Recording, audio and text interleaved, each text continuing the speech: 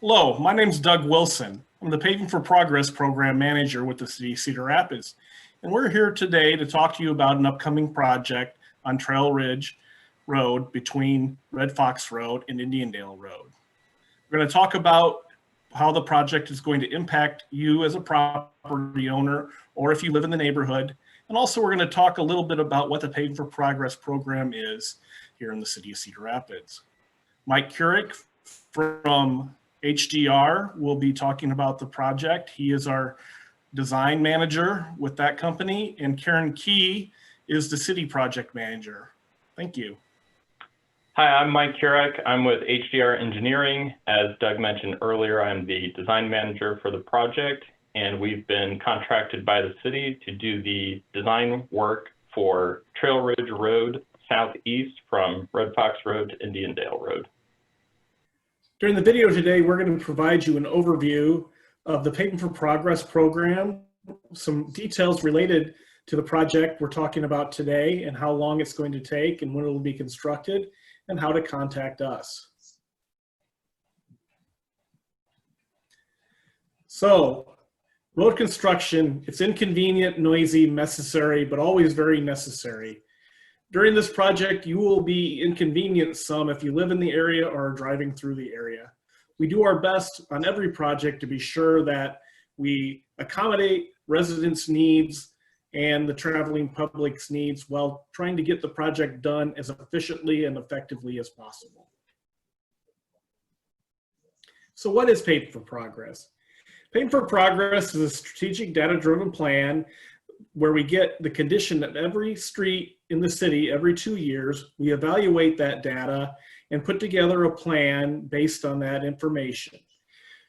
We don't do just the bad roads. We also do some streets that, because they need work but not complete replacement, we'd extend the life of the street and more effectively spend your city dollars. The program is designed so that we stop the deterioration of our roadways where they are and improve overall during the time we have this funding available. And the local option sales tax is a very good funding source for us here at the city. Our community is lucky that we have this. It's unusual here in the state of Iowa to have local option sales tax for repairing our roads. But a good thing about it is it's not all on the property owners of Cedar Rapids to pay for replacing and fixing our roads. By utilizing the local option sales tax, we have the opportunity to have people help pay for our streets who don't live in Cedar Rapids but come into Cedar Rapids to shop and use our streets. So it's a more equitable way to pay for our improvements. Just to give you an idea of the impact of Paving for Progress over the years, before we had Paving for Progress, we invested about $5.5 million annually in our streets with city funds. Now we invest $18.5 million annually, and in the past 7 years, we've had $116 million that we've invested in the streets versus the previous 10 years where we invested about $55 million in city funds. So we've been able to make great progress on our streets and hope to continue this into the future. Another good thing about the Paving for Progress program is we get a pay-as-you-go now.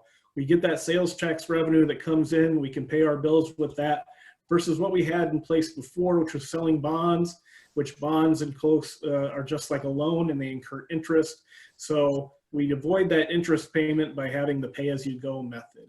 And we're also able to make more permanent repairs because of the level of funding that we have now, whereas in the past, we would have to do a lot more maintenance and work on streets just to get them by a little bit longer.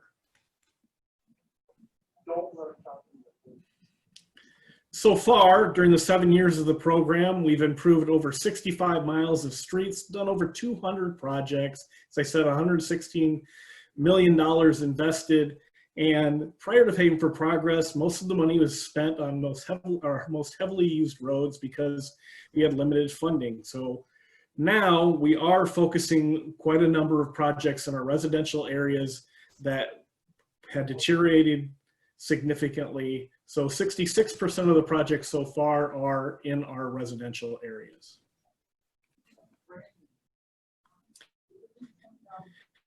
This is a map of where we've done projects with Paving for Progress between 2014 and 2020. The green dots show where we've completed a project, and the orange show where we are doing projects this year and next. As you can see, we've worked throughout the city trying to do our best to improve the overall roadway condition here in Cedar Rapids. So where are we all right now? Where are we right now in the life of a project? Right now, we're between the concept and refinement of plan. We come to you now to talk about the project so we can get feedback on things that you're concerned about, improvements that you would like to see, and answer your questions. We will not go on with the plans until we try to incorporate as many of your concerns or address as many of your concerns as possible. And with that, we'll pass it on. Thanks, Doug. Now we're going to talk about the actual project limits. The map here shows that we'll be reconstructing the roadway from Red Fox Road to Indiandale Road and a little bit past that. We'll be installing new curb ramps and sidewalk from Parkland Drive to Indiandale Road. The summary of improvements include full pavement reconstruction, new ADA compliant sidewalks and pedestrian ramps, replacement of storm, water, and sanitary sewer throughout the project limits, and new driveway aprons to tie into the new roadway.